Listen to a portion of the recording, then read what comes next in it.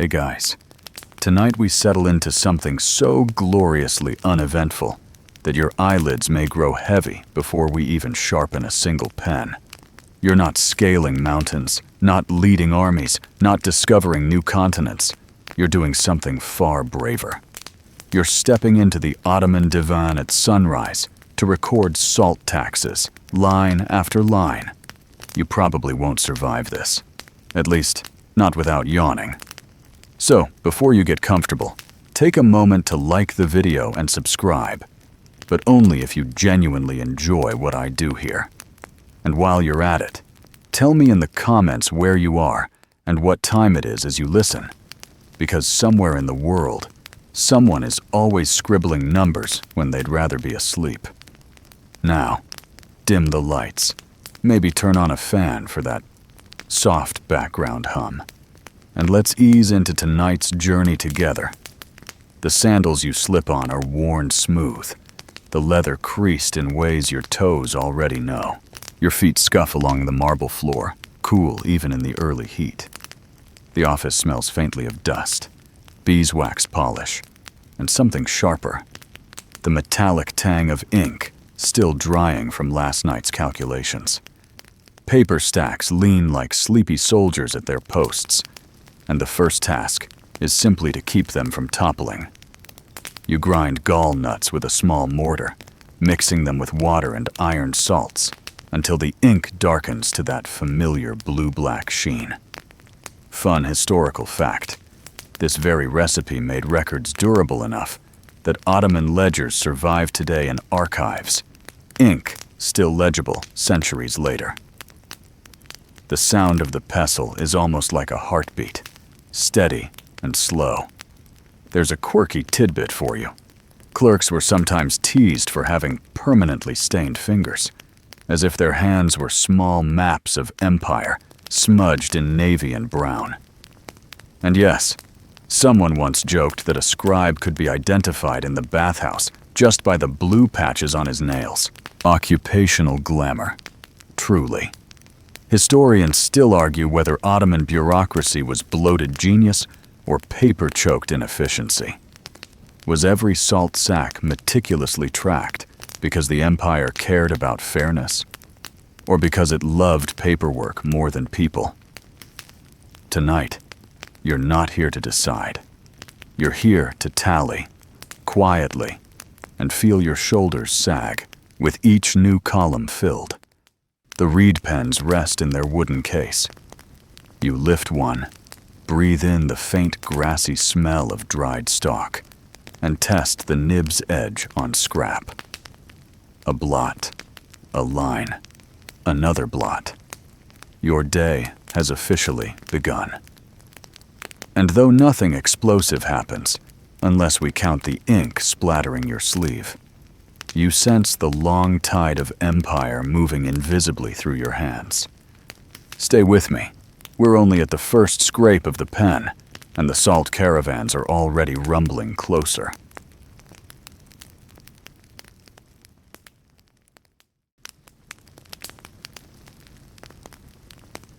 The first scrape of the reed pen across parchment has barely dried when the courtyard beyond the office doors begins to stir. The sound comes first as a kind of faraway clatter, a metallic rattle that is almost rhythmic. Hooves strike cobbles, mules grunt. Then, like a tide breaking against the stone archway, the salt caravans arrive at dawn. You stretch your back, already knowing that whatever numbers you thought you might finish by midday will soon double. Out in the yard, the sacks are heaved from the animals in a slow choreography of muscle and dust. Each sack is marked with wax seals and rough knots, but always with enough looseness that white crystals spill at the corners like sand through an hourglass. You watch the handlers drag them across planks, set them in uneven rows, and argue loudly over who unloaded more quickly. The smell is unmistakable. Salt mixed with mule sweat, dust, and the faint sour tang of river water soaked into the cloth. A breeze carries it into the office, and you sneeze once, blotting the ink with your sleeve. That, you remind yourself, will not be recorded. Mainstream historical fact. The Ottoman state taxed salt not merely because it was valuable, but because it was unavoidable. Soldiers needed it, households needed it, and without it, no one preserved meat for winter. Controlling salt was less about taste and more about survival. The empire kept a careful monopoly, and every caravan like this one was part of that invisible lifeline. You step outside, ledger tucked under your arm. The light is harsh already, bouncing off pale stone walls. The caravan master bows quickly, eager to get his tally approved. You notice how his beard is sprinkled with salt, though you suspect half of it is from the sacks rather than age. Here's a quirky tidbit. In some Ottoman provinces, salt was so closely tied to daily ritual that people believed spilling it could invite quarrels. Children were told to throw a pinch over the shoulder to blind lurking spirits. You imagine the courtyard full of officials, flinging crystals backward like clumsy dancers. An oddly comforting thought as you watch a sack burst open, its contents scattering. You squat, pinch a grain between your fingers, and roll it thoughtfully. The grain is sharp, not rounded, meaning it was likely scraped from inland flats rather than evaporated from seawater. That distinction matters, because each source had its own rates and surcharges.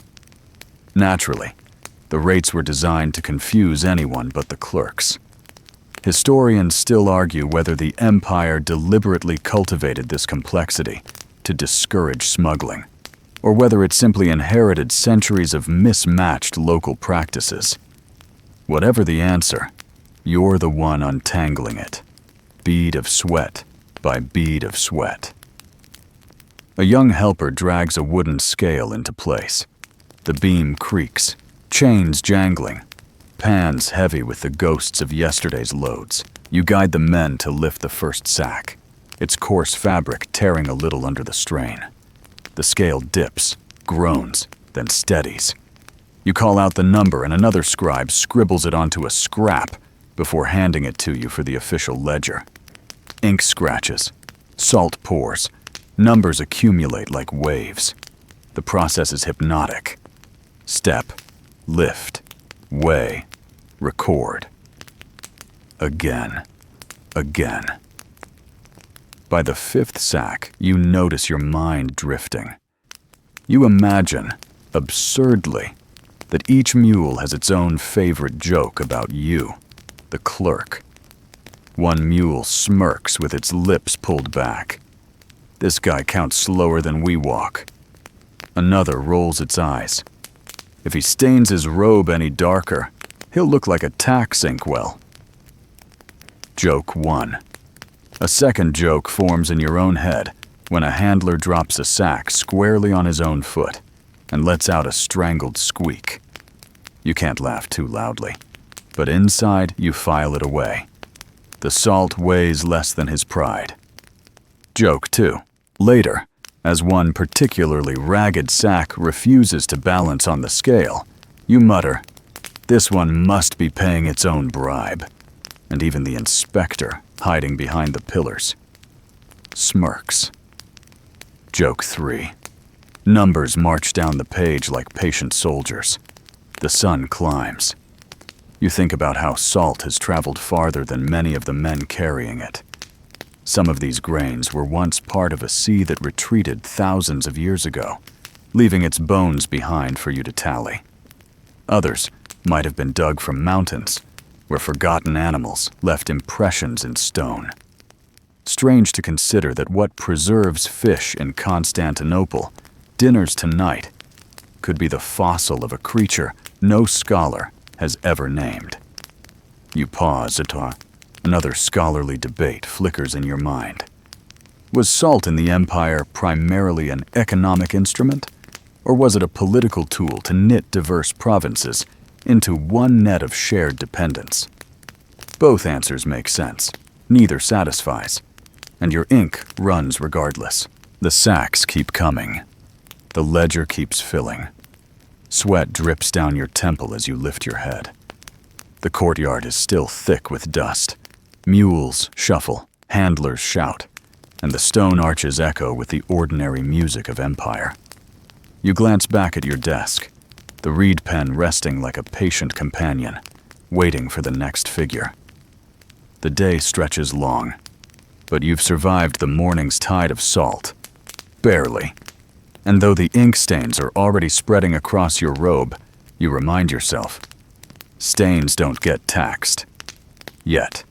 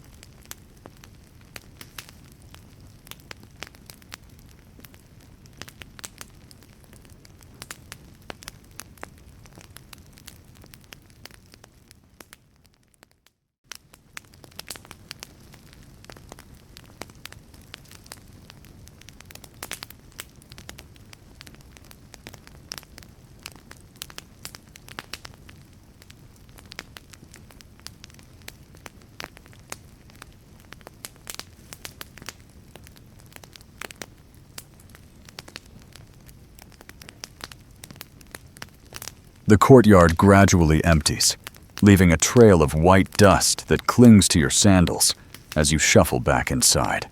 The air is cooler beneath the thick beams of the office ceiling, though the faint smell of mule still lingers on your robe. You sigh, settle onto the hard wooden stool, and pull the heavy ledger closer. Its edges are frayed, corners softened by years of hands just like yours. The ink pot waits.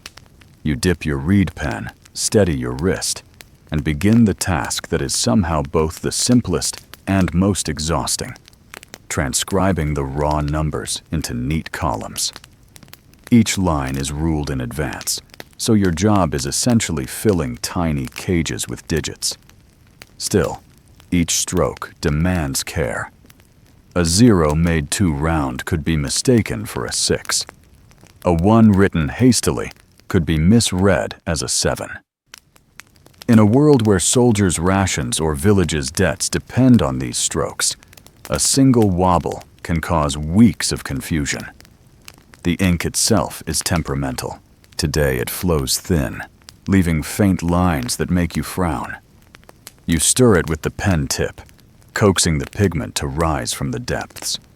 A faint metallic scent rises, as if the very iron salts in the mixture are trying to remind you of their importance.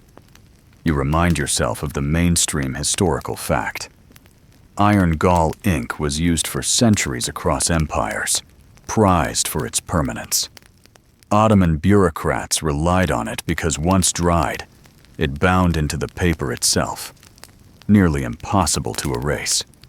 If someone wanted to forge records, they would have to scrape away the parchment fibers, leaving scars visible to anyone trained to spot them. Your sleeve brushes a blot, leaving a small smudge that blossoms like a bruise. You mutter quietly, then sprinkle sand across the page to absorb the wetness. The grains shimmer under the light, tiny crystals resembling the very salt you record. You blow gently, and the sand skitters away, leaving behind a dry, dark word. There's something meditative about this process. Dip, write, blot, sand, blow. Repeat. Hours stretch thin. A quirky tidbit drifts into your thoughts. One of your fellow clerks once claimed he could identify a colleague simply by sniffing a ledger. Each scribe, he said, had a distinctive blend of ink, sweat, and parchment dust. You laughed at the time, but now, as the scent of your own page rises, you almost believe it. Perhaps future archivists will lean over these ledgers and say, "Ah yes, this was the man with too much garlic at lunch." A legacy worth remembering. You pause to flex your fingers. The callus on your middle finger aches, a badge of repetitive labor. Outside, pigeons coo on the roof tiles, their rhythm almost mocking your slow pace. You glance at the margins where older notes from last year remain faintly visible. Some clerk long gone had doodled a crescent moon. You smile. Bureaucracy might smother creativity, but a little survives, hiding in corners like weeds between cobblestones. The afternoon heat thickens. The wax candles droop though they are unlit, and your robe clings uncomfortably to your back. You take a sip of water from a clay cup, the taste faintly earthy. Across the room, another scribe clears his throat theatrically, as if to remind you all of his presence. He leans over his own ledger, tongue sticking out in concentration, before blotting the entire margin in a fit of clumsiness. You chuckle softly, noting the blot resembles a startled chicken. Joke 1. Another colleague sneezes violently, sending a spray of dust across his page. He groans as if struck by an arrow. You whisper, "The ink is mightier than the sneeze," and pat your chest solemnly. Joke 2. Later, as you dip your pen, it catches and splatters a constellation of dots across the page. You shake your head, muttering, "A whole new galaxy," courtesy of Ottoman astronomy. Joke 3. Still, beneath the humor, the work demands respect. You realize how much history hides in these tiny scratches. Salt sacks may not seem like monuments or battles, but without these ledgers, the empire's daily functioning collapses. Tax records build roads, feed garrisons, pay shipwrights. Each neat column of numbers is a skeleton on which the empire hangs its flesh. Historians still argue whether the clerks, anonymous and countless, were truly the backbone of empire or merely replaceable cogs. You suspect both answers hold truth. Your wrist cramps, so you pause again.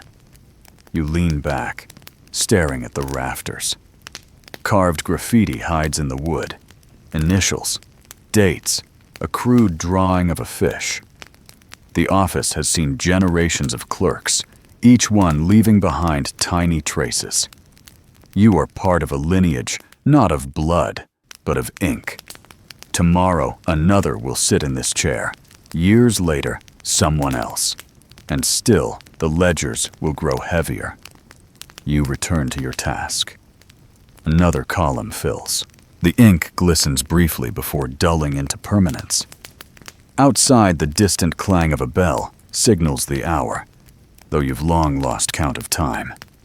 Here, in this quiet storm of parchment, only the rhythm matters. You close one ledger, tie its cord, and pull another forward. There is always another. The afternoon light slants through the lattice, painting stripes across the page.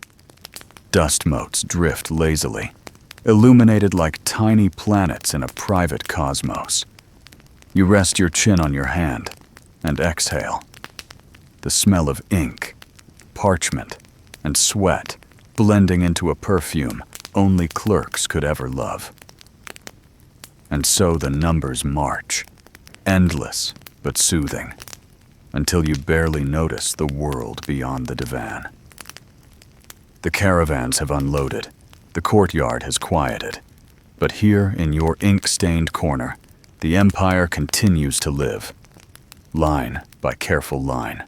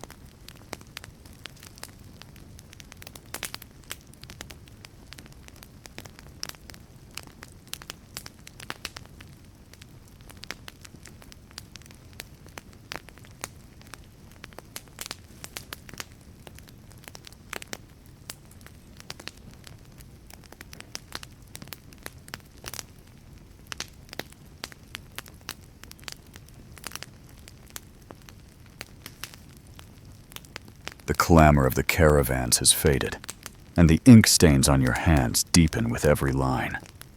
Just when you imagine the rest of the day might glide quietly, the door creaks open. A pair of farmers step inside, dusty robes clinging to their legs, voices already raised in overlapping complaint. You sigh inwardly. Disputes again. They shuffle forward, bowing stiffly, each gripping a scrap of paper as if it were a weapon. Their eyes dart to your ledger, then to one another. The first slams his palm against the desk, declaring his salt sacks were underweighed by the handlers. The second jabs a finger toward the parchment, insisting his rival concealed half his load. You can practically taste the tension, sharper than the salt itself. Your stool creaks as you straighten, trying to appear more dignified than you feel. After all, you're just a clerk with ink-stained sleeves, not a judge. But in this office, the ledger carries more authority than a sword. You dip your pen, ready to note their claims. Mainstream historical fact. Disputes like these were common in Ottoman fiscal offices. Salt was so valuable that even a difference of a few okay could mean weeks of meals for a family. Records survive showing pages of such quarrels, annotated in margins with the weary comments of clerks. Bureaucracy didn't merely count resources, it mediated daily survival. The first farmer leans so close you smell onions on his breath. He insists his sacks were weighed in damp conditions, making them heavier than fair. The second laughs bitterly, claiming his neighbor deliberately sprinkled water on them to cheat the tax. You arch an eyebrow, considering how ridiculous that sounds, but you dutifully write it down. Historians still argue whether small farmers genuinely tried such tricks, or whether officials exaggerated them to justify higher rates. The truth, you suspect, lies in a mix of desperation and creativity. To lighten the mood, or perhaps to keep yourself awake, you imagine these farmers in a comedy troupe. One dunks sacks in buckets, the other wrings them out like laundry, and both end up saltier than the product itself. Joke 1. The second dispute begins almost immediately after the first ends. This time, it's about seals. A farmer insists the wax on his sacks was tampered with, proving theft. The inspector frowns, examining the faint impressions of the tugra. He mutters about smugglers shaving wax, resealing sacks, and reselling portions in secret markets. You scribble his notes, while suppressing the urge to point out that the farmer's own thumbprint seems suspiciously large. Joke 2. And then comes the inevitable. Both men begin shouting over each other, their voices echoing through the office like rival muezzins in competition. You lean back, cover your ears briefly, then whisper to your neighbor, if they were paid in noise, the empire would be rich. Joke 3. Still, you continue recording. Each word becomes an official memory, even if the quarrel fades tomorrow. That is the odd power of a scribe. You make fleeting arguments permanent. Years from now, someone could read your page and believe this fight defined the salt trade itself. When the farmers finally storm out, muttering curses under their breath, the room exhales. The inspector shakes his head, strokes his beard, and says something about peasants knowing more about loopholes than lawyers. You smirk, tapping your pen against the ledger. The words are drying already, the ink darkening into permanence, capturing human stubbornness as if it were a mineral vein. You let your mind drift while the office settles. There's comfort in the noise of fellow scribes scratching away, the occasional cough, the clink of a scale adjusting outside. The disputes remind you of a larger truth. Salt wasn't just a commodity. It was a mirror of human behavior, fairness, greed, desperation. All of it spilled across parchment like ink blots you couldn't quite clean. A breeze sneaks through the lattice window, carrying faint scents of the courtyard. Dust, hay, and the metallic edge of salt. You close your eyes briefly, imagining the caravans stretching far into the horizon. Each sack you record is not just weight. It's sweat, labor, and the hope of someone surviving the winter. The thought lingers. Perhaps your role is not as small as it feels. Perhaps every quarrel you record, every dispute you weigh, threads into the vast tapestry of the empire's survival. And yet, you can't help but chuckle again, recalling the farmer waving his soggy sack like a flag of protest. Empires may rise and fall, but farmers' complaints remain eternal. Your reed pen scratches on, filling the page with measured words. The disputes are settled for now, but you know tomorrow will bring more. Somewhere out there, even as you write, another caravan is already approaching. Another farmer rehearsing his complaint. And you, the weary clerk, will keep tallying salt and human stubbornness until ink or patience runs out.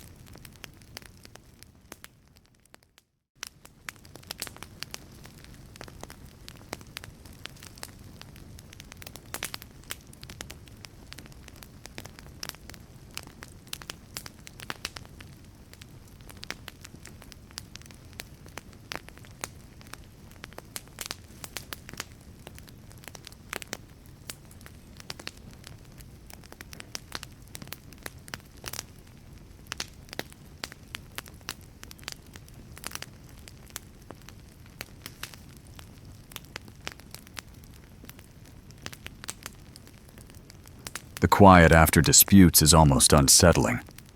You lean back on your stool, roll your shoulders, and let the tension drift away, only to catch a whisper. Not the pigeons, not the scratching of pens. Human whispers, faint but unmistakable. You tilt your head. Somewhere near the doorway, two handlers linger, voices hushed, tones heavy with something sharper than idle chatter. You rise, stroll casually to the shelves, pretending to look for a fresh stack of parchment. Their words slide toward you in fragments. Missing sacks, inspector blind, share later. Your hand pauses on the paper. Missing sacks? Your eyebrows lift ever so slightly. The whispers falter when one of them notices your gaze. They shuffle off, heads low, leaving behind only the trace of suspicion. Back at your desk, you drum the reed pen against your ledger. Missing sacks. You flip through today's tallies. The numbers add up, but numbers are obedient. They show only what is written, not what is true. Could a sack vanish between caravan and courtyard? Of course. Could it vanish between courtyard and ledger? Also possible. Corruption doesn't wear a uniform. Mainstream historical fact. Ottoman officials frequently battled smuggling and skimming in the salt trade. Records mention fines for inspectors caught forgetting to tally sacks, or farmers slipping crystals under cloaks. Whole garrisons depended on this mineral, so even a minor loss rippled across the empire. The state's response was relentless. New edicts, new inspections, new punishments, though rarely permanent solutions. You scratch a note in the margin, not an accusation, merely a reminder. Check seals again.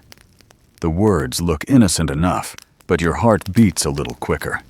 It's one thing to tally, it's another to notice.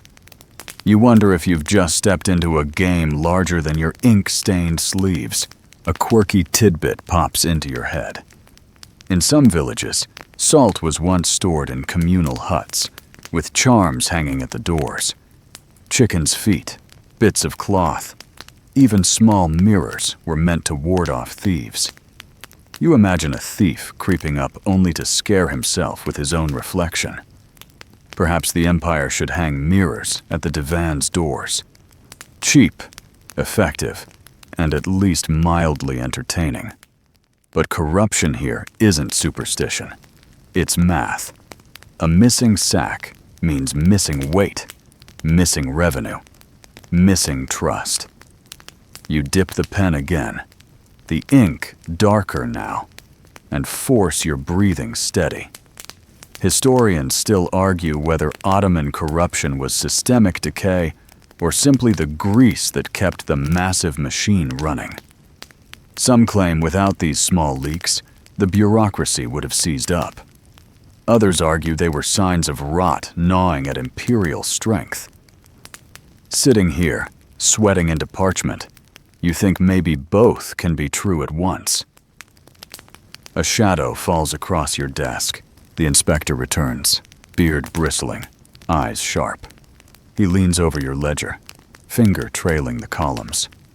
You keep your expression mild, though your stomach knots. Does he suspect what you overheard? Or is he the very man whispered about? His finger stops at the margin note. Check seals again. He glances at you, unreadable, then grunts and moves on. Relief trickles through you, though only faintly. The rest of the office carries on as if nothing has shifted. Quills scratch, sand pours, ledgers close and open again. Yet under the hum, you sense unease. A clerk clears his throat too loudly. Another glances toward the door too often.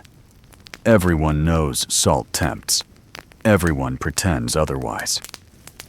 To distract yourself, you let humor bubble up. 1. You picture the missing sacks' sprouting legs, sneaking out at night to form their own caravan. The great salt escape. Joke 1. 2. You imagine posting a job listing. Wanted, honest salt thief. Must report stolen weight accurately in triplicate. Joke 2. 3. When your pen splatters ink, you mutter, another sack lost right on the page, earning a chuckle from the neighbor scribe. Joke 3.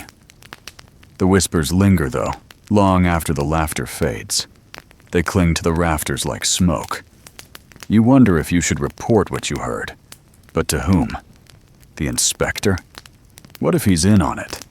Your fellow scribes? They already suspect too much. The safest choice, you remind yourself, is the oldest. Write the numbers, keep your head down, survive the day. Still, your thoughts wander. Salt has toppled kings before. It sparked protests in far lands, rebellions that historians love to highlight. Could a missing sack here echo into something greater? Probably not, you tell yourself. And yet, in an empire stitched together by ledgers like yours, even whispers carry weight. The sun drifts lower, shafts of light cutting the office into gold and shadow. Dust motes dance, oblivious to corruption or duty. You flex your hand, shake out the ache, and press on. Line after line. Salt may vanish, but ink remembers. You close one ledger, tie it carefully, and whisper under your breath, stay put at least. Outside, the handlers laugh at something crude. Inside, you steady yourself, ready for the next figure. The empire doesn't pause for whispers, and neither can you. Section 6. The quarrels and whispers have thinned, leaving the room with that muffled quiet only bureaucracy can invent. A hush heavy enough to hear the scrape of your reed pen against parchment, the faint tick of dust shifting on wooden beams, the lazy flutter of pigeons just beyond the shutters. Your stomach, however, has no sense of duty. It growls, low and insistent, demanding its own record be tallied. You glance toward the courtyard. The sun has climbed, flattening shadows into puddles under the arches.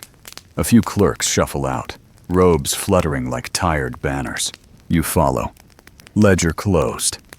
Pen resting at last. The promise of food pulls harder than any imperial edict. Lunch in the divan courtyard is never grand. A servant ladles lentil soup from a dented pot, the steam rising in curls that smell earthy and faintly sour. You accept a clay bowl, feeling its heat seep into your palms. Stale bread waits in a basket, its crust stiff enough to double as building material. You break it anyway, dipping the rough edge into the soup until it softens. A few olives roll on a tray, their skins wrinkled, their pits certain to crack an unguarded tooth. You sit on the low stone ledge beneath a column. The marble is cool, the breeze slight. A pigeon struts near your feet, tilting its head in mock authority, as if it owns the Sultan's treasury. You toss it a crumb. It ignores you entirely. Typical. Mainstream historical fact. Ottoman offices often provided basic meals for clerks and workers. Lentils, bread, and olives were staples. Cheap, but sustaining. They fueled not only bureaucrats, but janissaries and sailors. The empire's strength, it seems, rested as much on legumes as on cannons. You chew slowly, savoring what flavor you can. Around you, the courtyard hums with small conversations. One clerk complains about ink prices. Another brags about his cousin's new donkey. Their voices blend, the air in the office thickens again, heavy with ink and heat. You've barely filled the first few columns after lunch, when the rhythm breaks. A figure appears in the doorway, robes starched, beard trimmed to perfect angles, eyes sharp as the nib of a new pen. The inspector has returned, and this time he is not here to mutter in passing. He strides across the floor, each step measured. The chatter of scribes fades into silence, as if even their pens know to stop. He carries a leather satchel, bulging with documents, which he sets down on the table with a thud. The sound reverberates like a gavel. You straighten your spine, though your ink-stained robe ruins any attempt at formality. Without greeting, he seizes your ledger. His fingers flip pages with startling speed, eyes scanning columns as if they can measure honesty at a glance. He mutters to himself. Weights, totals, marginal notes. You keep your hands folded, resisting the urge to fidget. His brow furrows and the margin where you wrote, "Check seals again." You wait for the question that doesn't come.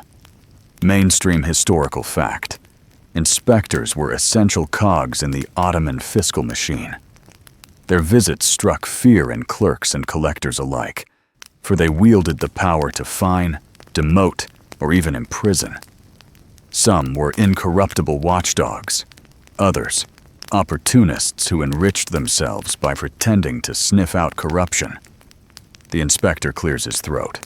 He asks about one particular sack number, his tone flat but heavy. You reply carefully, voice steady, explaining the seal looked faint, so you marked it for later verification. His eyes linger on yours, unreadable. Then, with a grunt, he scribbles a note in his own book. You exhale silently, as though passing through a narrow gate unscathed. Around you, other clerks exchange nervous glances. One fumbles a pen, blotting ink across his robe. Another coughs theatrically to mask his anxiety. The inspector notices everything, or at least pretends to. He snaps at a junior scribe for leaving sand piled too heavily on the ledger, as if grains could hide dishonesty. The boy bows, cheeks red. A quirky tidbit comes to mind. There were inspectors so feared that scribes nicknamed them after animals. The hawk, the wolf, even the goat, though that one may have referred to his smell more than his vigilance. You wonder what nickname this inspector carries. Judging by his stiff beard, perhaps the porcupine. Your pen scratches slowly as he hovers nearby. The weight of his gaze makes even simple numbers feel treacherous. You find yourself rehearsing the strokes before writing them, as if the ink itself might betray you. Historians still argue whether these inspectors strengthened the empire by maintaining accountability, or weakened it by instilling paranoia. Did fear ensure honesty, or merely encourage clerks to hide mistakes more cleverly? You suspect the latter, though you dare not voice it. The inspector suddenly slams your ledger shut. The sound jolts through the room like thunder. He announces he will compare today's tallies with the courtyard records. A murmur ripples through the scribes. You swallow hard, praying your numbers match. He stalks out, sandals snapping against stone, satchel swinging at his side. Relief rushes in like cool air. The clerks exhale, shoulders sagging. One mutters, "May he trip on his beard." Another chuckles nervously. You smile faintly, then return to your work. The empire demands numbers, and inspectors, though unsettling, are only one storm among many. Your humor surfaces again, small defenses against the tension. 1. You picture the inspector carrying a salt sack himself, only to collapse dramatically in the courtyard. Joke 1. 2. You imagine him counting pigeon droppings with the same stern face, declaring them taxable. Joke 2. 3. When your pen splatters ink onto your sleeve, you mutter, "Careful, the inspector may fine me for negligence," earning a chuckle from your neighbor. Joke 3. The afternoon drags on. The office regains its rhythm. Scratch of pens, rustle of parchment, the occasional sigh. Yet the inspector's shadow lingers. You can feel it in every cautious stroke, every sideways glance at your margins. His visit reminds you that ink is never innocent. It binds you to responsibility heavier than any sack of salt. You pause to stretch, fingers aching, eyes dry. Outside, sunlight slants, turning the courtyard golden. The pigeons still strut, indifferent to inspections or ledgers. You envy them again, free from numbers, free from scrutiny. But envy feeds no empire. You dip your pen once more, steadying your hand. When the inspector returns later, he carries a short list of inconsistencies. He reads them aloud, voice echoing. A missing figure here, a faint seal there. Each clerk winces, as if struck. You nod respectfully, promising to review your page. He writes another note, then leaves, his satchel lighter, but his shadow heavier. The silence afterward is thicker than ever. You exhale, glance at your ink-stained sleeve, and whisper, "Survived another porcupine." The words vanish into the hum of scratching pens, leaving only the faint comfort that for now, your numbers still stand.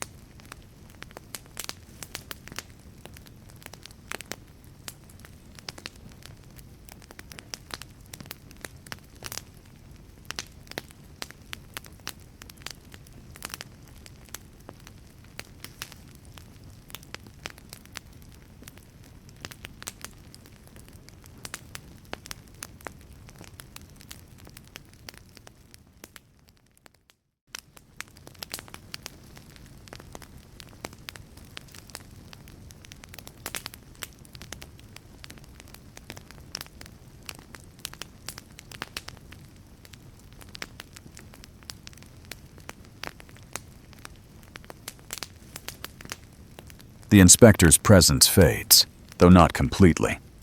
His shadow seems to linger across the page, a reminder that even digits can be dangerous. You focus on your ledger, the nib of your reed pen scratching obediently until a familiar frustration rises again. The cursed units of measurement. Salt never comes in simple terms.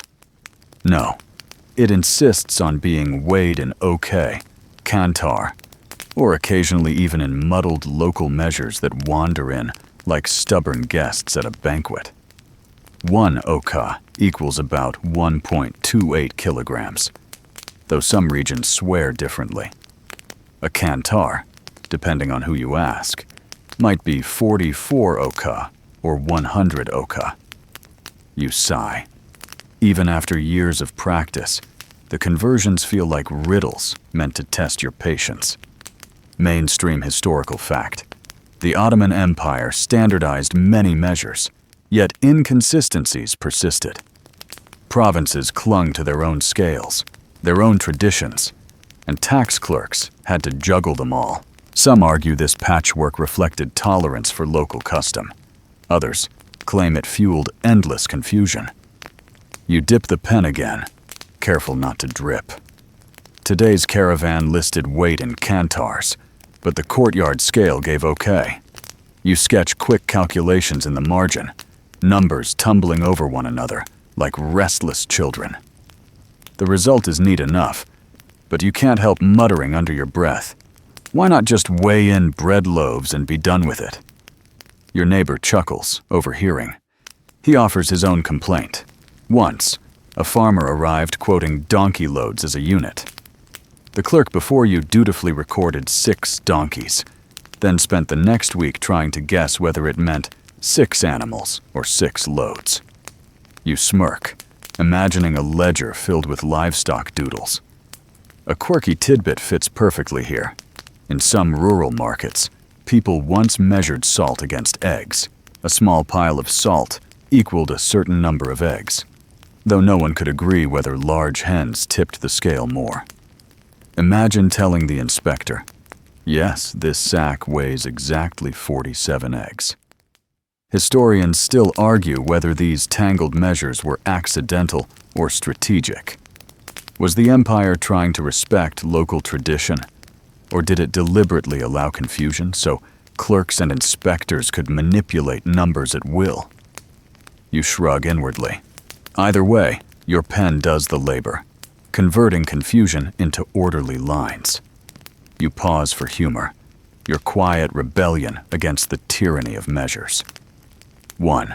You imagine yourself announcing, "This sack equals 3 cats and a chicken," scribbling it into the ledger with a straight face. Joke 1. 2. When your ink blot spreads into an oval, you sigh, "Another cantar lost in the spill," and your neighbor snorts into his sleeve. Joke 2. 3. You scratch out a crooked column and mutter, "If OK were coins, I'd be rich in mistakes." Joke 3. The afternoon sunlight shifts, pouring through the lattice in stripes. Each beam feels like a ruler across the page, as though even the sun wants to measure you. Dust floats lazily in the rays, tiny particles defying all attempts at standardization. Your wrist aches from the conversions. You lean back, eyes tracing the rafters overhead. Ancient beams, darkened by smoke, carry the weight of centuries. How many clerks before you muttered about cantars and okas? How many after you will still? The thought is oddly comforting. You are not alone in your irritation. You return to the ledger, determined. Another sack tallied, another conversion checked. The numbers march steadily, neat soldiers lined in their rows.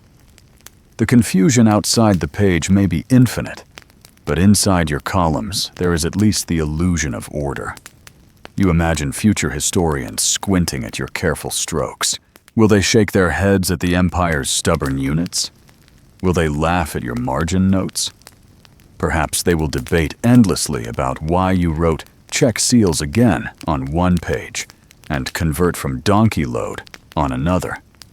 In truth, you are simply trying to survive the day. The pigeons coo outside, indifferent to cantars and okas. You envy them again, measuring life only in crumbs. If you could, you'd pay the tax in feathers. 1 feather per sack. Light. Simple. Elegant. But the empire prefers weight, and weight requires you. You close one ledger with a tired sigh, tie its cord, and slide it aside. Another waits, blank and expectant. You dip the pen, straighten your wrist, and press nib to page. Despite the confusion, the ink flows steady, reminding you that even in a world of mismatched measures, someone must write the line that says, "This much salt belonged to the empire today."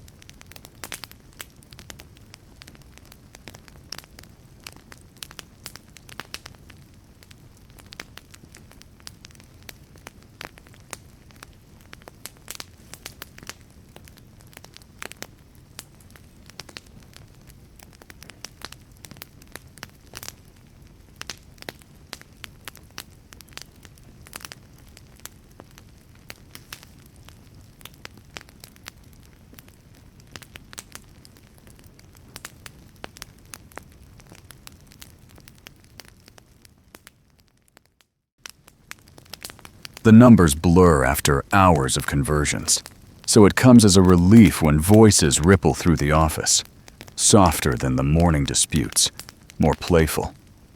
Your fellow scribes, weary of columns and ink, lean closer together, trading gossip like merchants trade coins. You keep your pen moving, but your ears, traitorous things, perk up. The first story is about a clerk who allegedly spilled an entire ink pot across a ledger and then claimed it was imperial camouflage to protect sensitive data.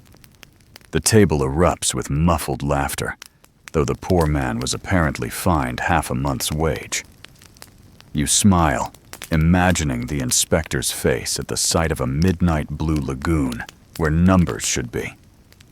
Mainstream historical fact: Ottoman scribes were not isolated drones. They formed tight-knit communities, working long hours side by side. Gossip, jokes, and quiet alliances were survival tools in offices where mistakes carried heavy penalties. Letters and diaries from the period reveal camaraderie threaded through the endless bureaucracy. Your neighbor leans over, whispers about court intrigue. A vizier's nephew rumored to have smuggled salt shipments into his own warehouses. You raise an eyebrow, but keep your pen steady. Whispers like this always drift through the office, half-truths dressed as certainty. Whether true or not, the act of telling gives scribes a sense of importance, as though the empire itself hinges on their shared secrets. A quirky tidbit comes to mind. There's a story of one scribe who grew so attached to his tax seal that he used it to stamp not only ledgers, but even letters to his wife. One evening he was caught pressing it onto bread for amusement, leaving the imperial emblem toasted into his supper. His colleagues called him Seal Eater for years. You can't help chuckling at the memory. Across the room, someone coughs deliberately to get attention. He launches into a tale of his neighbor, who tried to pay his salt tax with honey instead. The collector supposedly dipped a finger, licked it, and said, "Delicious, but the empire cannot preserve meat with sweetness." Everyone groans, though the image of sticky ledgers lingers in your mind. Historians still argue whether such gossip reflects reality or if it was the office's way of inventing entertainment. Were these tales exaggerations of petty incidents, or windows into everyday creativity under imperial rule? Perhaps both. Either way, you record numbers while your ears soak in the human comedy around you. Your humor joins the tide. 1. You murmur, "If my ink stains spread further, they'll form their own rebellion." And your neighbor chuckles. Joke 1. 2. When another scribe sneezes onto his parchment, leaving tiny droplets across a column, you whisper, "Ah, the first saltwater tax," and laughter ripples. Joke 2. 3. A colleague yawns so wide you quip, "Careful, you'll swallow the next caravan whole," drawing muffled snickers. Joke 3. The gossip circles back to practical matters. A clerk complains that his quill nib splits too often, demanding extra reed allocations. Another insists the wax seals arrive too brittle, crumbling before they can be pressed. You nod quietly. Both complaints mirror your own frustrations. Still, you know such grievances rarely climb higher than this room. The empire cares for ledgers, not for the fingers that fill them. Yet there is comfort in these small exchanges. Each laugh and whispered secret builds a fragile shield against monotony. Without them, the endless scratch of pen against parchment would drown you in silence. You lean back, stretching your cramped hand. Across the room, a junior scribe balances his reed pen across 2 ink pots like a miniature bridge. He stares at it proudly until it tips, splattering dots across his sleeve. He groans, and the room erupts again.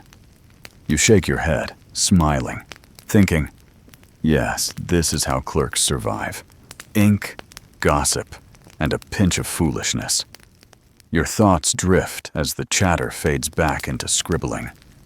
The empire may demand salt, but it is laughter that preserves the scribes.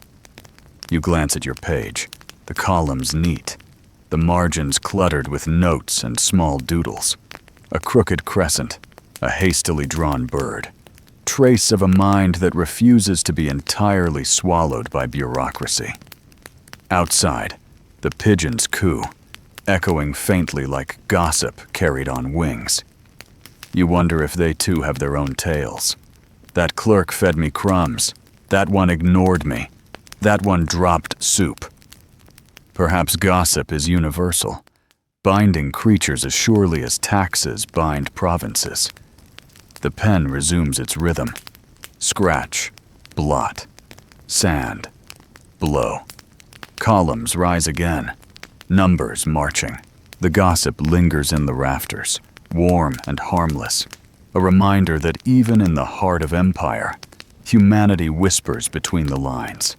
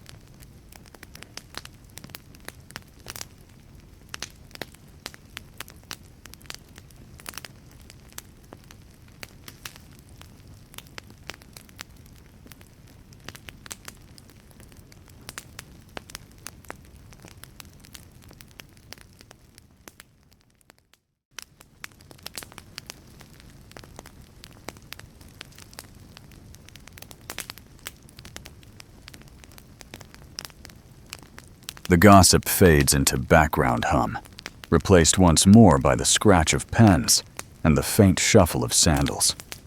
You bend over your ledger, the page already heavy with figures, when a courier bursts in carrying an odd cargo. Not sacks of crystals this time, but thick blocks, carved square like bricks. He sets them down with a grunt, the impact shaking dust from the rafters. You glance up, and the smell of raw mineral drifts through the room, sharper, almost metallic. Salt, but shaped as though it were stone. Mainstream historical fact.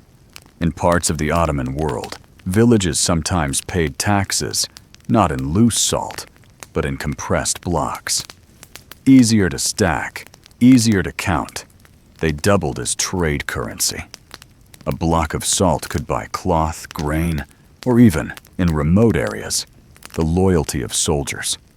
The phrase, "worth his salt," though older, fit perfectly into this world. You rise, curiosity prickling, and tap one of the blocks. The surface is rough, crystalline edges catching the light. Your finger comes away dusted white. You wonder idly how many soups could be seasoned with just a corner chip.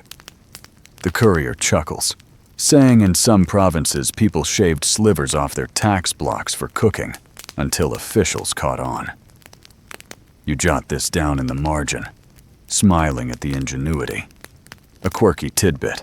Ottoman poets occasionally compared salt to fidelity, saying loyalty, like salt, preserved what would otherwise spoil. One couplet scrawled in a forgotten anthology reads, "Without salt, meat rots. Without loyalty, hearts decay." You imagine some clerk smuggling poetry between columns of numbers, disguising verses as if they were tax entries. Perhaps one day someone will read your ledger and discover you scribbled a secret rhyme between cantars. Historians still argue whether salt's role in loyalty was symbolic rhetoric or practical necessity. Was it the poetry of salt that bound soldiers to their commanders, or was it the actual mineral in their rations? You shrug. In your world, metaphors and meat preservation both require salt, so perhaps there is no difference. The ledger waits. You note the blocks, careful to record their shapes and weights. Their solidity feels reassuring compared to the shifting sacks. Numbers march easily across the page. Columns neat, margins clean. You almost relax, until the courier adds that in some places, blocks were hollowed to conceal valuables, coins, jewelry, even contraband tucked inside crystalline walls. You laugh softly, imagining the inspector splitting a block only to find a necklace tumbling out. Your humor surfaces, your only rebellion against monotony. 1. You whisper, "If my loyalty were taxed, I'd pay in soup ladles of salt." Joke 1. 2.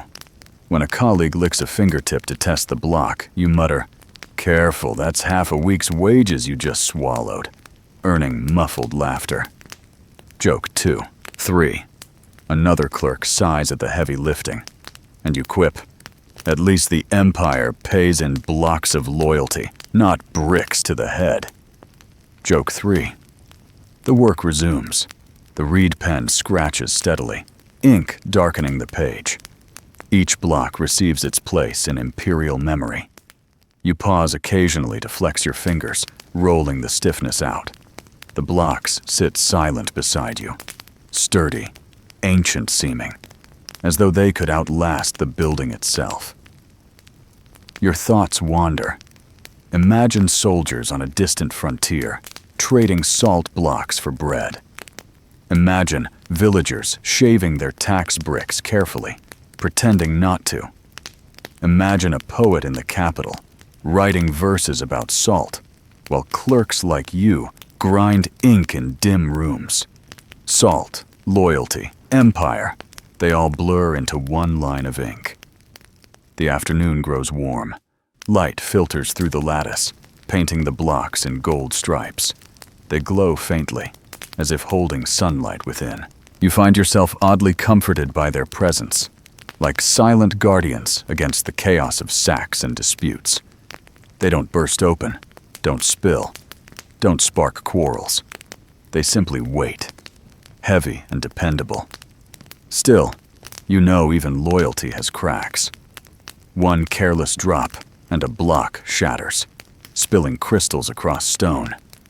Perhaps loyalty is the same, solid until tested.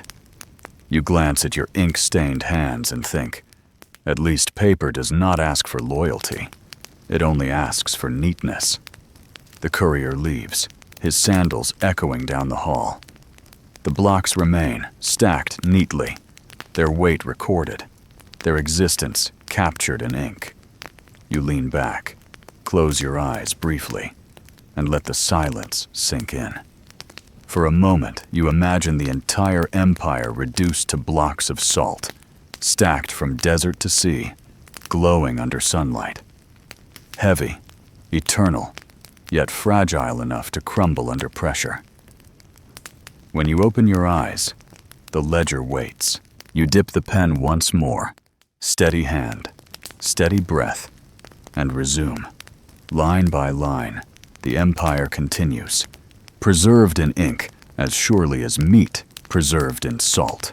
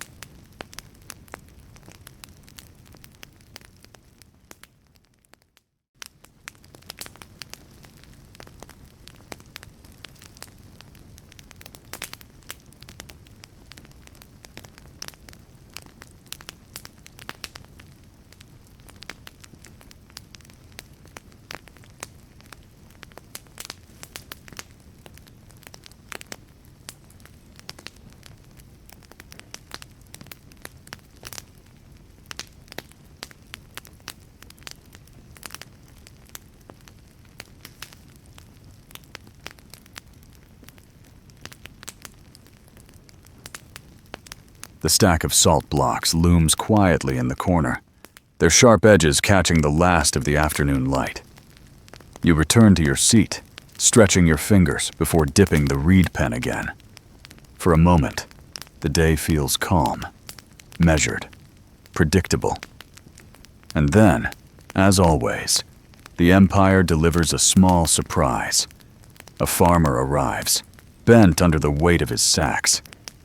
Unlike the crisp, squared blocks, his contribution spills loose when the cloth tears. Crystals scatter across the floor like tiny stars. At first you sigh. It means sweeping, weighing again, noting again. But then you notice something odd. Among the ordinary grains are shapes unlike any you've seen. Small spirals, fragments of shells, even what looks suspiciously like the imprint of a tiny fish. You crouch, fingers sifting through the spill. The texture shifts from sharp salt to smooth fossil. You hold up a fragment, catching the candlelight, marveling at the ancient creature trapped within. The farmer shrugs, mutters something about the earth's own tricks, then insists he dug the salt straight from a quarry. You nod, curious. These relics feel like time slipping through the cracks of empire, sneaking into your ledger disguised as tax. Mainstream historical fact: many salt deposits were ancient seabeds. Their crystals formed around fossils long before the first caravan loaded a sack. Archaeologists today uncover seashells embedded in salt, remnants of oceans long vanished. To the Ottoman farmer, however, they were often just nuisance rocks taking up weight. A quirky tidbit floats to mind. In some regions, people believed seashells found in salt were gifts from hidden spirits. Children sometimes kept them as charms, convinced they brought luck. You imagine a farmer's daughter tying one to a string around her neck, while her father curses at the missing handfuls of taxable crystal. Historians still argue whether such oddities were dismissed entirely by officials or occasionally catalogued with genuine curiosity. Did any clerk bother to note one sack containing also shells and fish bones? Or did they quietly sweep them aside, unwilling to complicate the empire's obsession with neat totals? Looking at the fossil in your hand, you wonder whether your own margin note might confuse some future archivist. Humor rises naturally in the moment. 1. You whisper to your neighbor, the fish are trying to pay their taxes early, and he nearly drops his pen. Joke 1. 2. When a junior scribe gasps at the fossil, you mutter, "Relax, it won't demand lunch," and laughter trickles across the desks. Joke 2. 3. Another clerk, squinting at a shell, asks whether it counts toward the tax weight. You reply solemnly, "Only if it sings," drawing chuckles all around. Joke 3. Still, beneath the laughter, you sense something deeper. Salt is supposed to be timeless, pure, unchanging. Yet here in your palm rests proof that the mineral carries echoes of worlds long gone. You brush the fossil gently, then set it on your desk. The farmer fidgets, eager to leave, so you weigh the rest of the load and mark the numbers as usual. The odd fragments remain beside your ink pot, quiet companions for the afternoon. The scribes debate briefly. One insists fossils are useless stones. Another, more poetic, suggests they prove the empire is older than any sea. You stay silent, enjoying the quiet rebellion of keeping a fossil unrecorded in your ledger. Not everything, you decide, belongs in columns. The afternoon sun sinks lower. The light through the lattice turns orange, warm, almost tender. Shadows stretch across your desk, reaching toward the fossil, as though the past itself is leaning closer. You dip the pen, finish the column, and tie off the ledger. The fossil remains, a secret not yet claimed by ink. You wonder how many other oddities slip into the empire unnoticed. Seashells in sacks, whispers in corners, doodles in margins. Perhaps history is not made by emperors, but by the tiny fragments left unrecorded. Perhaps one day, centuries later, someone will turn a page, find your note about strange shapes, and pause. A brief interruption in the endless march of numbers. Outside, the pigeons coo again, their wings scattering dust.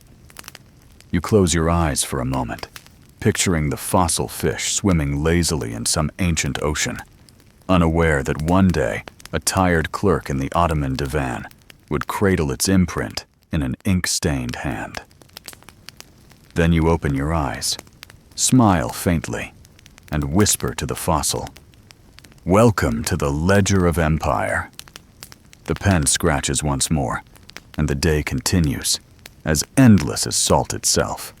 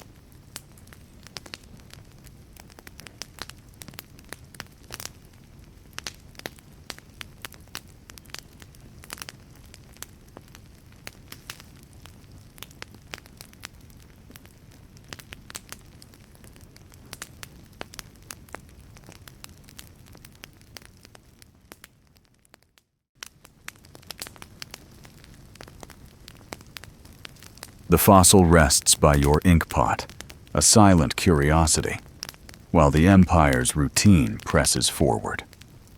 The next arrival is less mystical and far louder. Sailors from the dockside, their voices carrying into the divan before their sandals even cross the threshold. Sunburned, smelling faintly of tar and fish, they unload their stories as easily as their sacks of salt. Their leader, a wiry man with hands toughened by ropes, bows clumsily and explains that the shipment has survived storms, smugglers, and, worst of all, bureaucracy at the harbor. You glance at his ledger slip, blotched with seawater, the ink blurred into waves of its own. He grins, teeth bright against his wind-burned face, as though daring you to question it. Mainstream historical fact: the Ottoman salt trade relied heavily on maritime routes. Ships carried crystals from coastal flats and islands, steering them inland through river mouths and busy ports. Dockside scribes tallied weights before the loads ever reached the divan, but verification still fell to men like you. Salt, it seemed, was as much a creature of the sea as of the earth. You weigh the sacks, marking totals with steady strokes. The sailors, meanwhile, fill the office with their tales. One boasts of lightning splitting a mast clean in two, another of barrels swept overboard in a gale. A third mutters darkly about smugglers who shadowed their vessel under moonlight, waiting for the chance to steal cargo. You half listen, your pen scratching while their words carry you far from the musty office. A quirky tidbit emerges in their chatter. One sailor swears that rubbing salt on a rope before a voyage keeps storms away. Another insists sailors toss a pinch into the sea as tribute to spirits dwelling beneath the waves. You smile at the image of burly men solemnly seasoning the ocean like soup. Historians still argue whether such sailor rituals were genuine beliefs or simply superstitions invented to give anxious men a sense of control. Was the salt an offering, or just an excuse to waste a pinch before the tacksmen could count it? The debate matters little to the sailors, who continue their routines regardless. You note the sacks, columns neat, though your mind drifts with their stories. 1. When a sailor slaps the desk for emphasis, startling your pen into blotting, you mutter, "Congratulations, you've drowned Constantinople in ink." Joke 1. 2. Another describes a fish so large it swallowed an oar, and you whisper, "Perfect, now it can row itself," drawing chuckles from nearby clerks. Joke 2. 3. When a sailor sneezes explosively, scattering dust across the ledger, you sigh. A storm indoors, truly unstoppable, and the room bursts with quiet laughter. Joke 3. The stories linger as the sailors depart, leaving behind the tang of sea air. You close the ledger briefly, resting your hand on its cover. Salt, fossils, storms. All of them converge here, reduced to tidy numbers in ink. The thought feels both absurd and profound. The office settles again. Pens resume their scratching. Scales creak under new loads. The inspector's shadow absent for now. Yet the sailors' voices echo faintly in your ears, their tales reminding you that behind every sack lies an unseen journey. You picture fragile boats pitching on restless waves, men tying knots by candlelight, caravans waiting inland for the next delivery. Your role may be humble, but your pen touches them all. You lean back, stretching, and glance at the fossil still by your inkpot. It feels fitting, somehow, that seashells and sailors' tales arrive on the same day, both reminders that salt is not just a mineral, it is a story, shaped by oceans, storms, and stubborn humans hauling it across landscapes. The afternoon wanes. Candles flicker as the sun dips lower, shadows pooling in corners. You dip the pen once more, steady your wrist, and write. The empire does not pause for fossils or storms. It demands numbers, and you supply them, one line at a time. Outside, the pigeons take flight, scattering into the sky. For a heartbeat, you envy them again. Their wings, their freedom, their lack of ledgers. But then you smile, murmuring, "Even pigeons pay their tax in droppings." The thought makes the ink flow easier, and the page fills swiftly, numbers marching in their endless parade. You finish the column, sand the ink, and close the book. The sailors are gone, the sacks are stacked, and your day moves forward, as steady and repetitive as the tide. You rest your hand briefly on the fossil again, whispering, "The empire remembers you too, in its own boring way."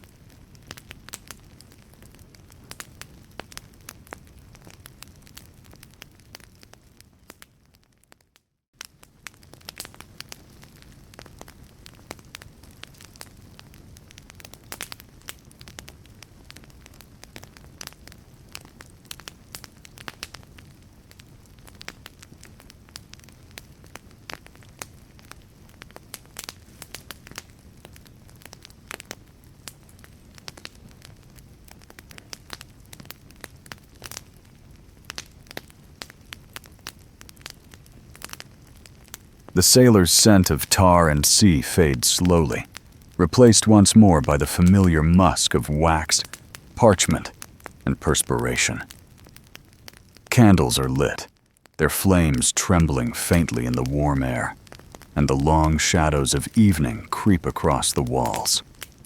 You bend back over your ledger, intent on filling one more page before fatigue wins, when you notice how the light changes the room. The candles do not burn steadily. Each wick gutters in a small draft, the shadows quivering like nervous conspirators.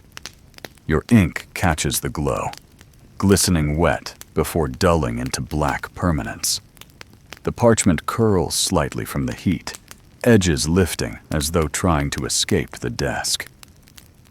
The silence is not complete. It is filled with tiny noises, the crack of wax, the soft tap of sand grains falling, the shuffle of restless feet on stone. Mainstream historical fact: Ottoman scribes often worked into the night, their only illumination the steady burn of oil lamps or candles. The light strained the eyes, but the bureaucracy of empire respected neither dusk nor weariness. Orders demanded records, and records demanded sacrifice of vision and patience. You rub your temples, the glow blurring into halos. Around you, other clerks hunch lower, their faces pale in the flickering light. Someone yawns loudly, earning a glare from his neighbor. The inspector is gone, but his memory keeps spines stiff and pens moving. A quirky tidbit surfaces. Some scribe swore by special candle tricks, placing a bowl of water nearby to reflect light, or setting mirrors to double the glow. Others joked that the real solution was to train owls to hold candles in their talons. You chuckle softly, picturing an owl perched at your desk, feathers singed, glaring at your endless columns. The room grows hotter, the air heavy. Sweat prickles at your brow. You try to fan yourself discreetly with a scrap of parchment, but the effort is futile. Ink stains smear your hand, leaving streaks across your cheek when you absent-mindedly scratch. You catch your reflection faintly in a polished ink pot, a weary ghost painted in blue smudges. Historians still argue whether such late hours signaled devotion to efficiency or were merely a symptom of bureaucratic excess. Was the empire stronger for demanding such discipline, or weaker for exhausting its clerks into mistakes? You lean toward the latter, especially as your pen slips, leaving a crooked numeral that nearly ruins the column. You find relief in humor, the balm against monotony. 1. You mutter, "If the candles burn any dimmer, I'll start taxing shadows," drawing muffled laughter. Joke 1. 2. When your neighbor sighs, claiming his candle smells of sheep tallow, you reply, "Ah, the Empire's perfume line," and he snickers. Joke 2. 3. A junior scribe dozes off, his head nearly dipping into his ink pot.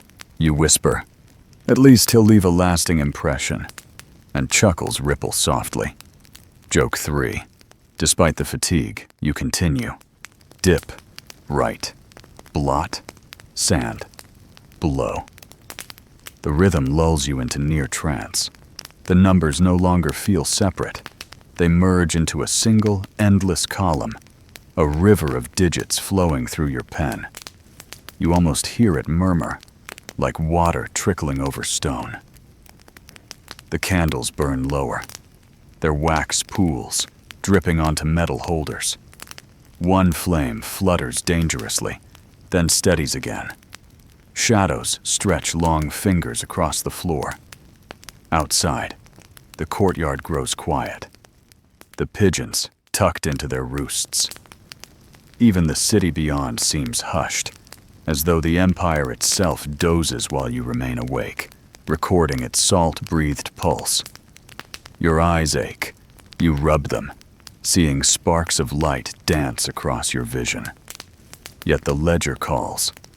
One more line, one more total. The empire always wants one more. You oblige, though your hand trembles slightly. For a moment, you close your eyes. You imagine the salt sacks sleeping in the courtyard, piled like tired giants. You imagine the fossils resting, undisturbed. You imagine the inspector himself snoring in some richly furnished chamber, while you and your fellow clerks bend under the candle glow. You smile faintly at the irony. Empires are preserved by men too tired to lift a sword, but strong enough to lift a pen. You reopen your eyes, forcing them to focus. The numbers sharpen again, obedient. Another page nearly filled. You take a deep breath, letting the candlelight soothe rather than strain. The shadows no longer menace. They feel like companions now, bending and swaying with your pen strokes. The page ends. You sprinkle sand, blow gently, and tie the cord. Relief spreads through your shoulders. You lean back, gaze at the ceiling beams, and let the flicker of candlelight paint strange shapes above you. For a moment, you feel suspended between wakefulness and sleep, drifting like a sailor on still seas. The Empire's work is not done, but for tonight, your page is. You close your eyes briefly, whispering, "Even shadows must rest." and set your pen down beside the fossil waiting faithfully at your desk.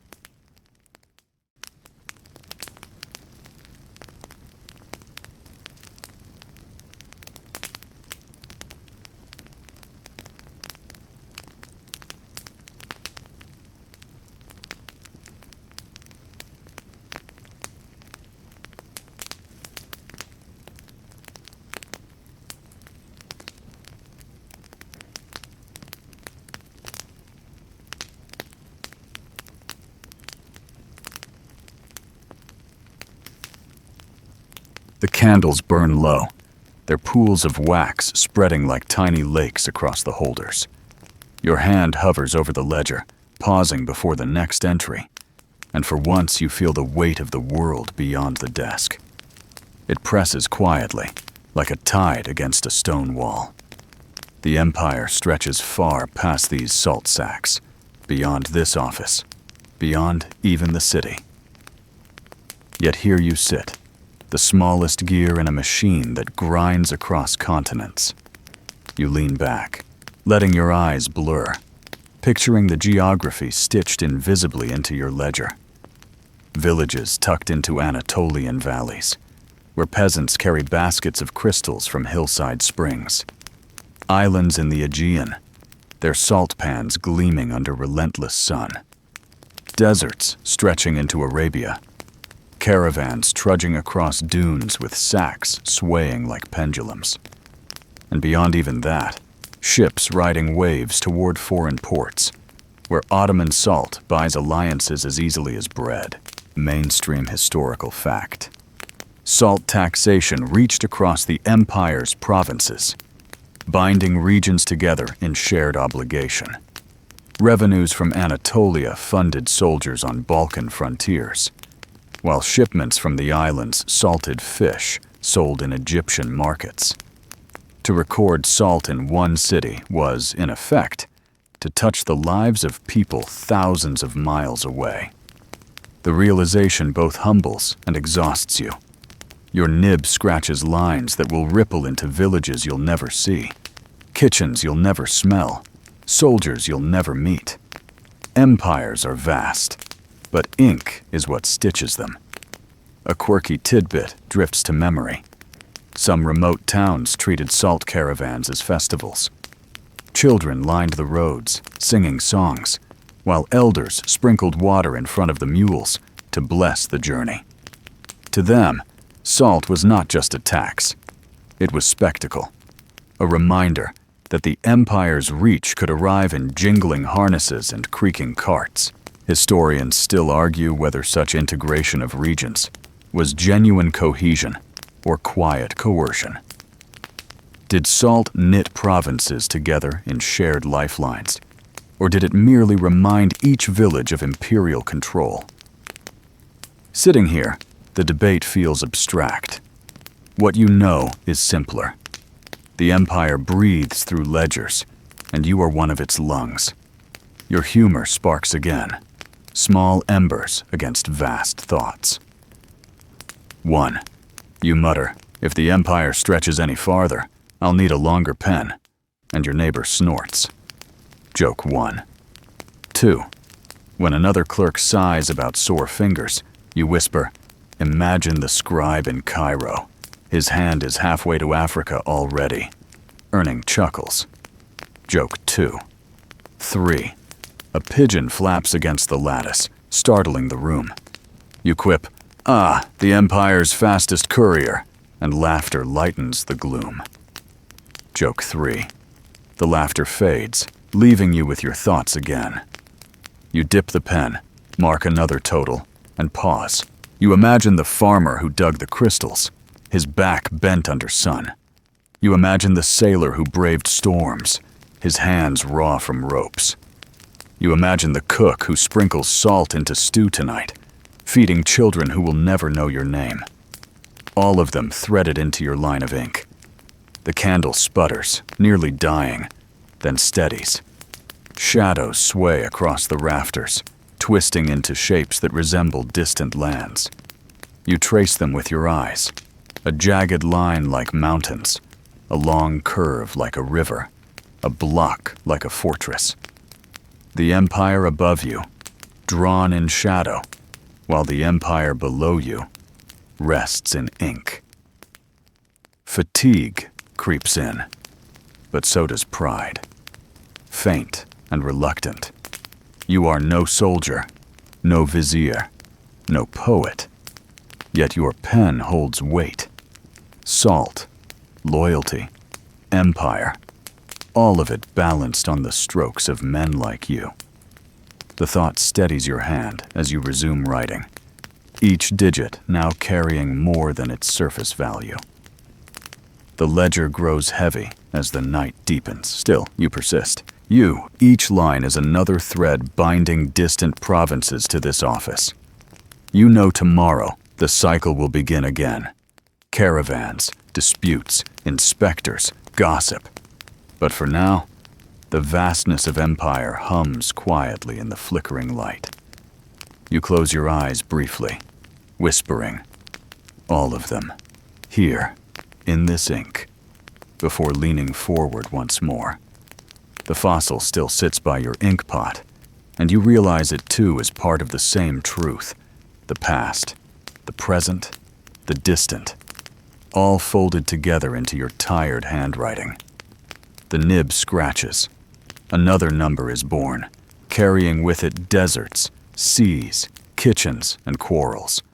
The empire beyond your desk may never see you, but you see it, faintly, every time you dip the pen.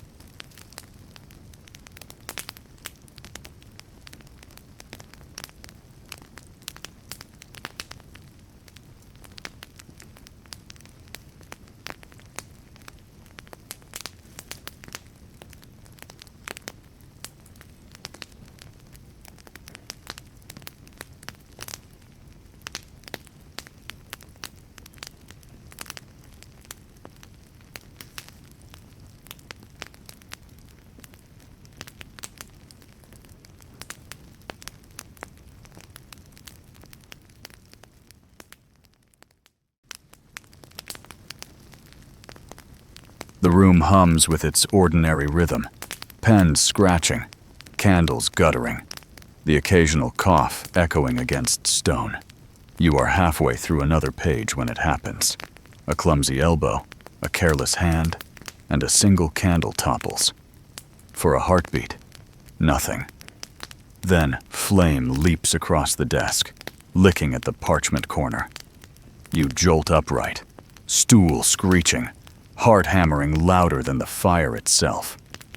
A clerk yelps, knocking his own ink pot over in panic.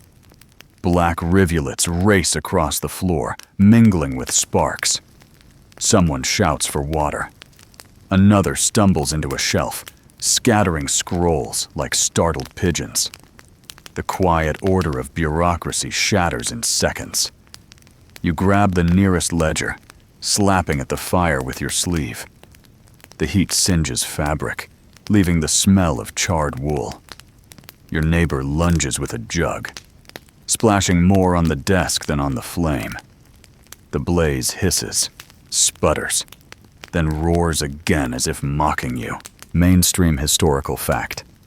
Ottoman offices, packed with parchment and wooden shelves, feared fire more than thieves. Edicts required sand, buckets, and water jars to be kept within reach. Entire archives were lost to single sparks, turning decades of memory into smoke. Your sleeve smolders. You pat it frantically, coughing as smoke curls upward. Another clerk appears with a bucket, sloshing water wildly. The flame shrinks, sputters, then dies, leaving behind blackened parchment curling inward like a wilted leaf. The room exhales as one, a chorus of relieved groans. A quirky tidbit. Some scribes swore that onions placed near candles absorbed danger, preventing flame from spreading. Others claimed onions merely absorbed appetite. You glance at the scorched desk, muttering that perhaps a pile of onions would have done better than panicked clerks with bad aim. Historians still argue whether fire drills in such offices were genuine safety measures or just excuses for clerks to pause their work. You can now testify, drills or not, panic is universal. Humor emerges in the aftermath, as it must. 1. You whisper, "At least the inspector can't fine us for creative illumination," and laughter ripples through smoke. Joke 1. 2. When your neighbor wipes ink from his sandals, you add, "Perfect, the Empire's first painted shoes," earning a weary chuckle. Joke 2. 3. Pointing to the charred corner of the ledger, you sigh.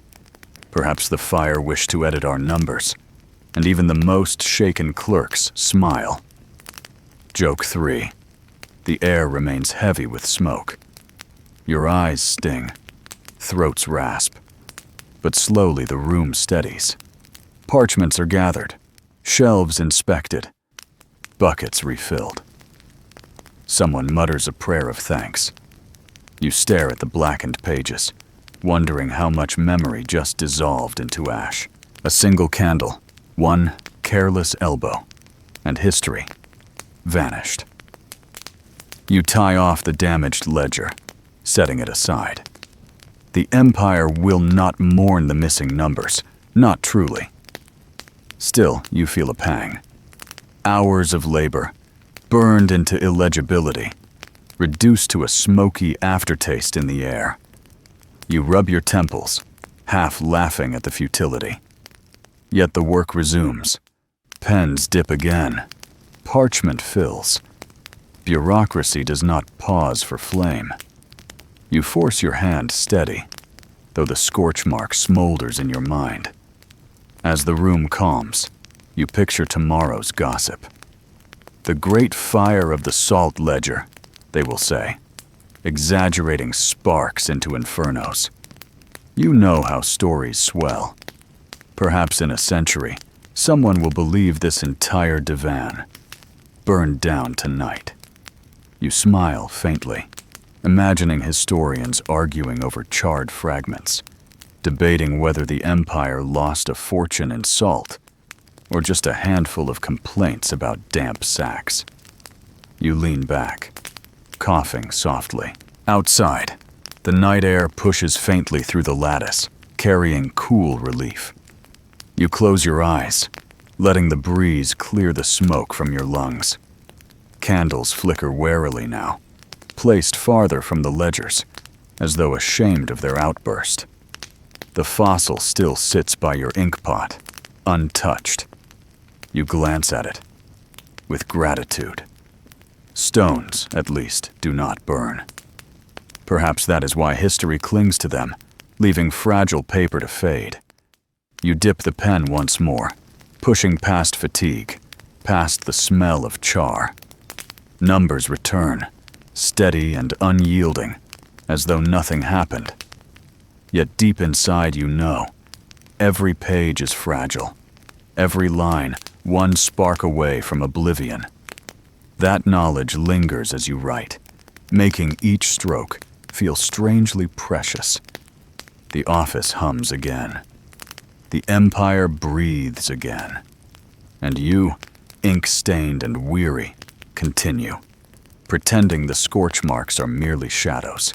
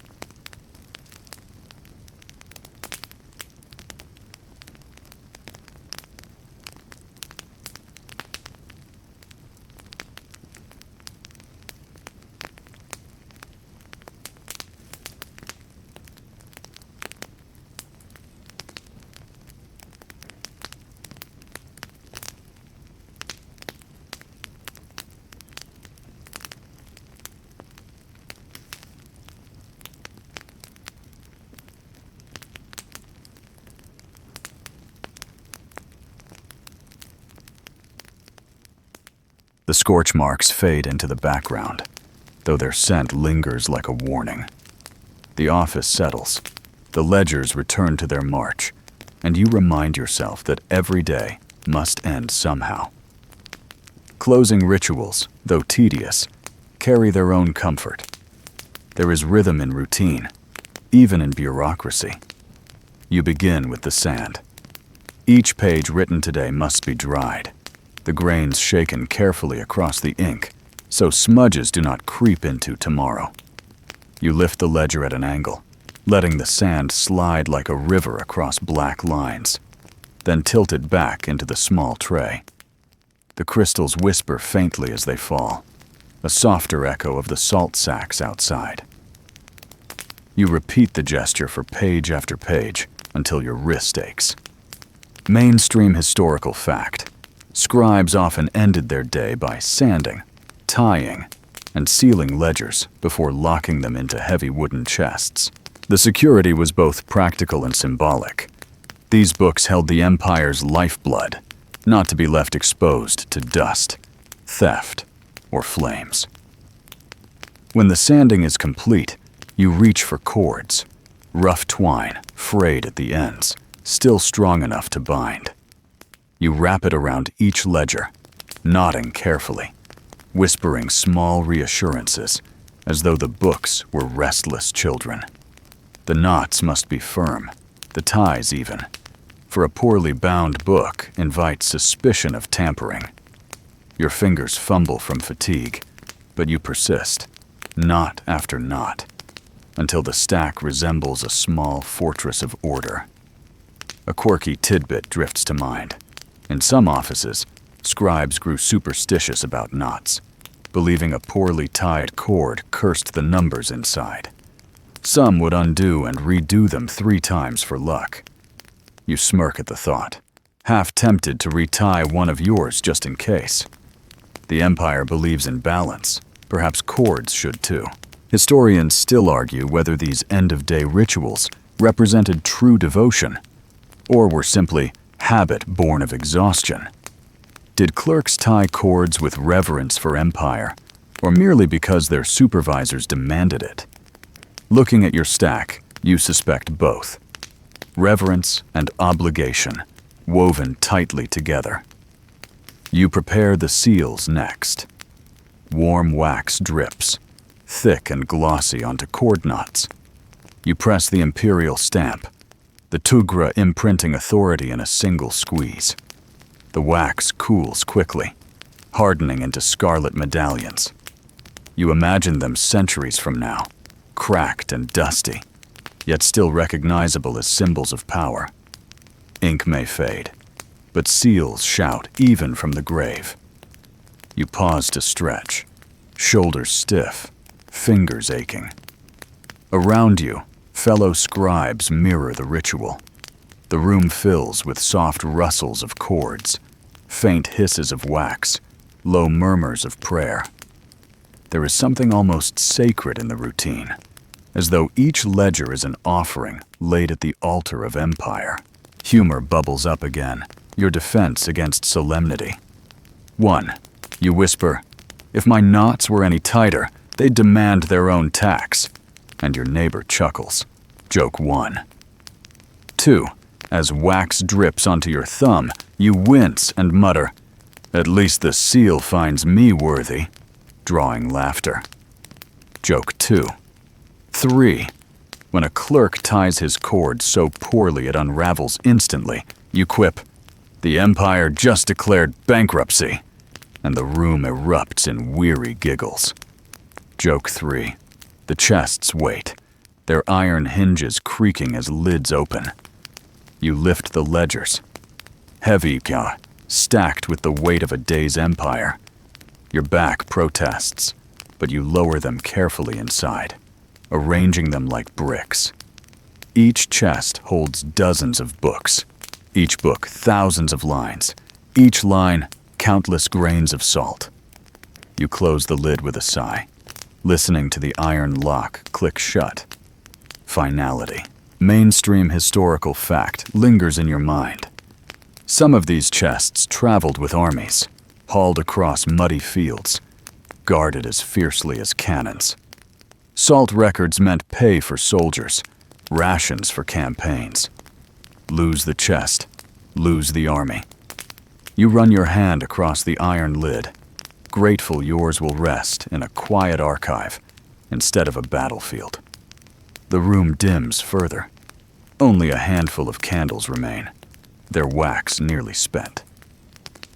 You gather scraps, sweep sand, wipe ink stains from the desk. Futile gestures, really. Tomorrow will bring fresh spills, new blots, endless sand. But the ritual matters. The empire thrives on the illusion that order endures, even against chaos. A final glance at your fossil companion reminds you of continuity, deeper than empire. Salt flows, empires rise, fossils remain. You slip it into your sleeve, a private relic, safe from inspectors' eyes. Not every record belongs in a ledger. The office empties slowly. Scribes shuffle out, robes dragging, sandals slapping softly against stone. Their murmurs fade into the courtyard, blending with the rustle of night air. You linger, finishing the last sweep, reluctant to leave the rhythm behind. Outside awaits noise, markets, families, perhaps arguments. Here at least the chaos is tidy, confined to ink and cord. You extinguish your candle, plunging the desk into shadow. Only the faint glow from the courtyard guides you. The smell of smoke, wax, and salt clings to your robe. You shoulder your satchel, fingers brushing the hidden fossil once more. Then you step into the evening air. The courtyard is cooler now, the stone releasing the day's heat in slow sighs. The pigeons sleep, their coos muted. Stars prick the sky above domes and minarets, faint yet steady. You inhale deeply, savoring the relief of open air. Historians still argue whether clerks left their offices burdened by empire or relieved to escape it. You know the answer is both. You carry the ink on your fingers, the numbers in your mind, yet you also carry the small comfort that the chest is locked, the day closed. You walk slowly through the archway, sandals whispering against stone. The city stirs faintly, vendors calling last prices, children chasing shadows, lamps flickering in alleys. Life pulses, indifferent to salt, to ledgers, even to empire. You smile faintly at the thought, adjusting your satchel. Your humor has one last spark before night. One. You murmur to yourself, if I tie one more knot tonight, I'll seal my own dreams, and chuckle. Joke 4. A bonus for surviving the day. The path home stretches ahead, lanterns glowing at intervals, shadows deep between. You feel the weight of fatigue, yet also the strange calm of completion. Tomorrow will repeat. Sacks, disputes, inspectors, conversions, gossip, blocks, fossils, sailors, shadows, rituals. The cycle spins eternal, as steady as your pen. You adjust your sleeve, feeling the fossil tucked against your wrist. A secret souvenir from the Empire's salt. Proof that even amid monotony, strangeness survives. Proof that history seeps into the smallest corners, waiting for tired clerks to notice. You exhale, step into the lantern glow, and let the night take you.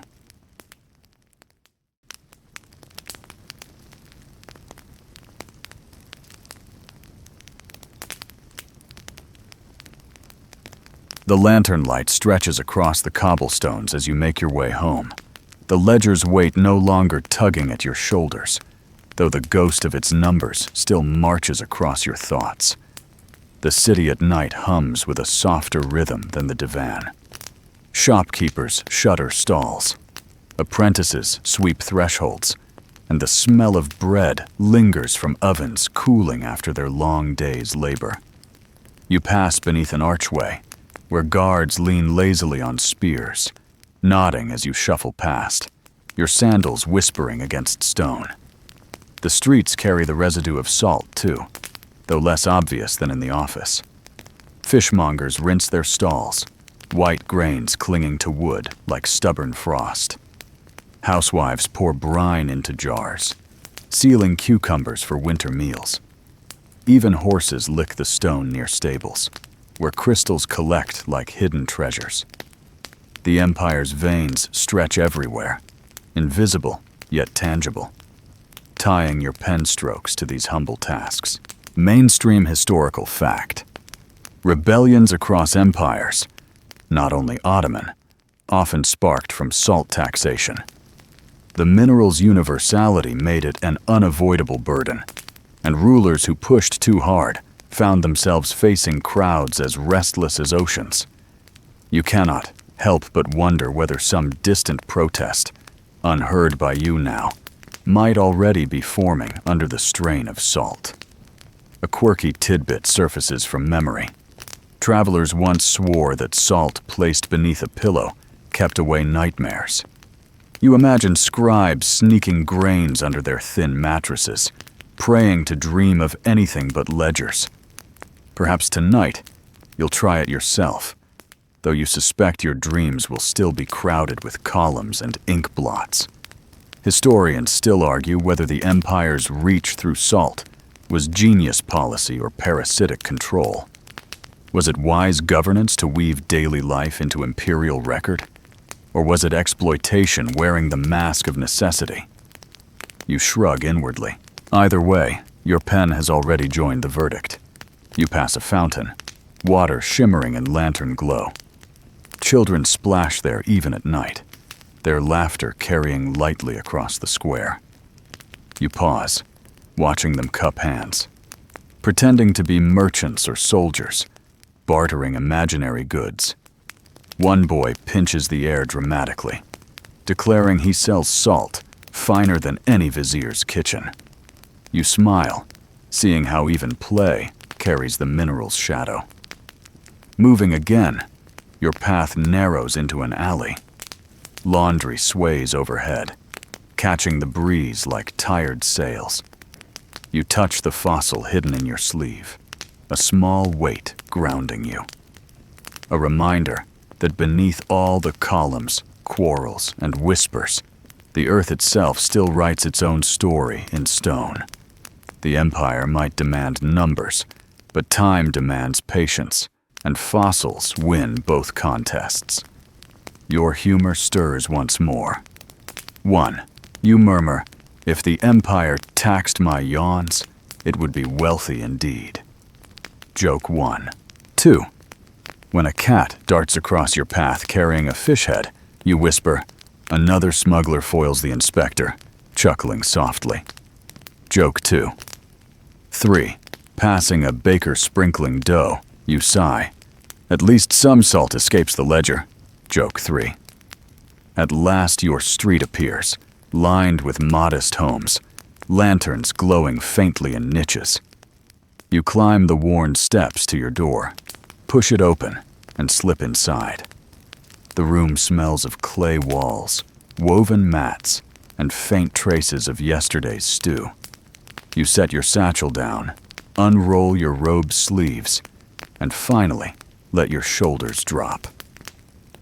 The silence here is thicker, heavier, but kinder than the divans. You light a single small lamp, its glow softer than the candles of the office.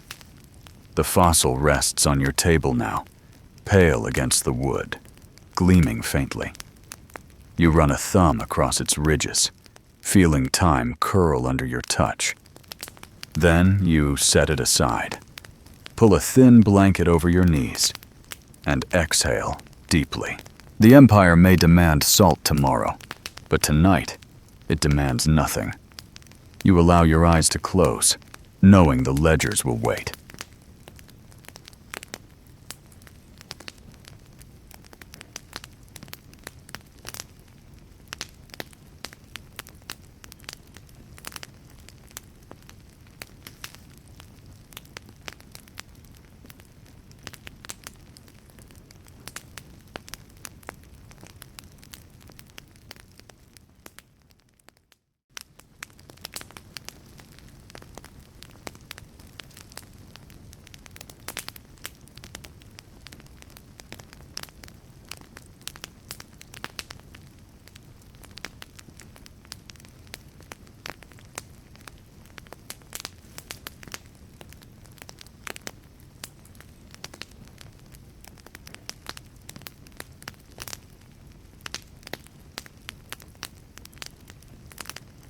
The night stretches softly around you, each sound outside your window fading into something distant, something harmless.